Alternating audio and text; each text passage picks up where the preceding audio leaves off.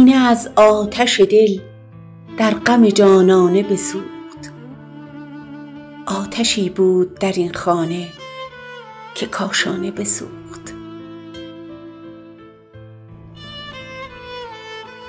تنم از واسطه دوری دلبر بگداخت، جانم از آتش مهر رخ جانانه بسوخت.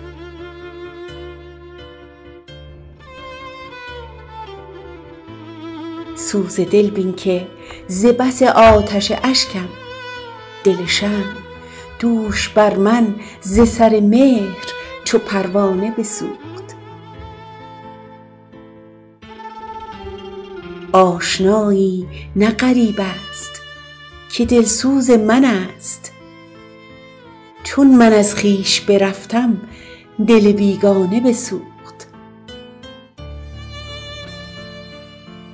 خرقه زهد مرا آب خرابات ببرد، خانه عقل مرا آتش میخانه بسوخت.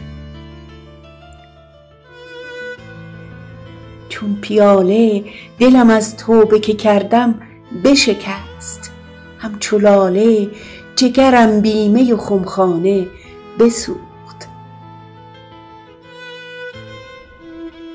ماجرا کم کن، ماجرا کم کن و بازآ که مرا مردم چشم خرقه از سر به در آورد و به شکرانه بسوخت. ترک افسانه بگو حافظ و می نوش دمی، که نخفتیم شب و شمع به افسانه بسوخت.